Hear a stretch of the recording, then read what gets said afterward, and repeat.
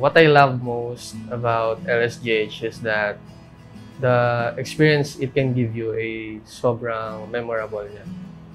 One of the favorite memories na na-experience ko sa LSGH is yung bonding namin ng mga teammates ko. Kasi ako lang yung senior doon eh. Parang kapatid ko rin sila.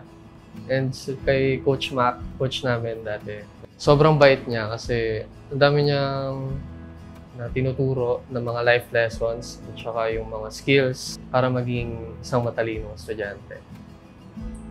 Message ko para sa LSGH is that they should continue their programs more kasi nakakatulong siya, especially sa mga student athletes na kinukuha ng LSGH and sa mga students na nahihirapan sa pag-aaral nila.